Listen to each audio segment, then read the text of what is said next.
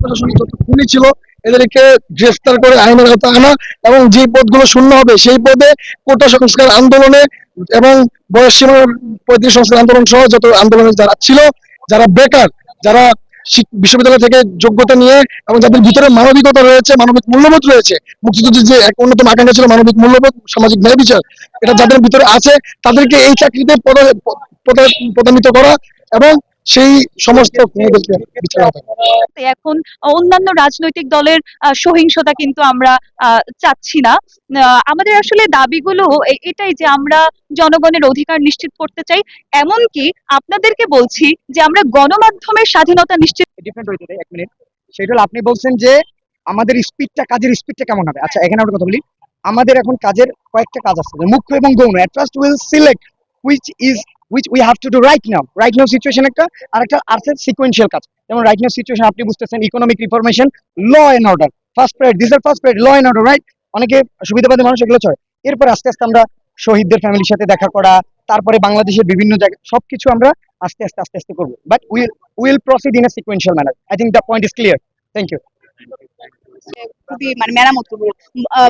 বলা যায় যে রাষ্ট্র মেরামত করাটাই হলো আমাদের অন্তর্বর্তীকালীন সরকারের কাছ থেকে প্রত্যাশা। আপনার কি মনে হয় যে সরকার গঠন হয়ে গেলেই মোটামুটি স্বাভাবিক অবস্থা আসবে? একটু তো সময় লাগবেই, যেহেতু এখানে সবাই আমরা তরুণ। তারপর হচ্ছে যারা গাইডলাইন দিবে তারা কিভাবে দেয় সেটার উপর নির্ভর করবে। তো কিন্তু আমাদের সেনাবাহিনীর প্রধান উনি খুবই হেল্প করতেছে, সহযোগিতা করতেছে, মনে করি দ্রুত আগাবে। কিনা বা যাদেরকে আমরা যে জায়গায় বসাতে চাচ্ছি তারা কি আসলেই সেই জায়গার যোগ্য কিনা, এসব বিচার বিবেচনা করেই যাতে তিনি তার সিদ্ধান্তগুলো নেন, আমাদের চাওয়া এতটুকুই।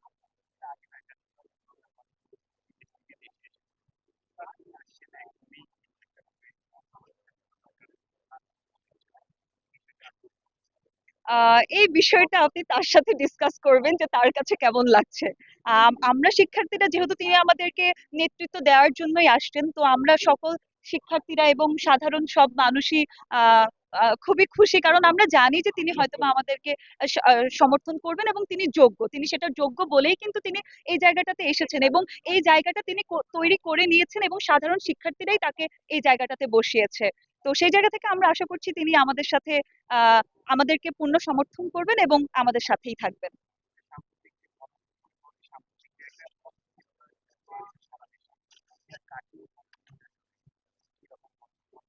আচ্ছা দেখুন, সারা দেশে যে অস্থিরতাটা তৈরি হয়েছে, এটা আপনারা সকলেই জানেন যে এই অস্থিরতাগুলো আসলে এক বিশেষ শ্রেণী কিন্তু এই অস্থিরতাগুলো তৈরি করছে। তো ইতিমধ্যে যতদিন না তিনি এসেছেন, গত 2-3 দিনে সাধারণ শিক্ষার্থীরা কিন্তু এর বিরুদ্ধে বিভিন্ন পদক্ষেপ নিচ্ছে এবং এখনো নিচ্ছে, আপনারা সেটা দেখেছেন।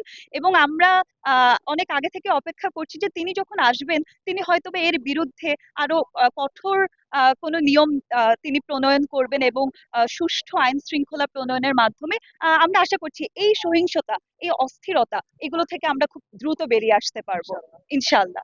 ধন্যবাদ।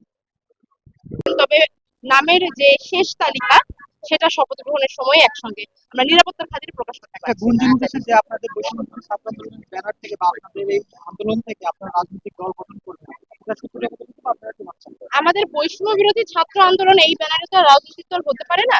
তবে দেশের মানুষের কথাবার্তা যা শুনছি তারা চাচ্ছে যে তরুণদের হাতে এই দেশ তৈরি হয়ে ওঠা, তরুণদের হাতেই যেন দেশের ভবিষ্যতে আমাদের যেন একটা এখানে অংশীদারিত্ব থাকে।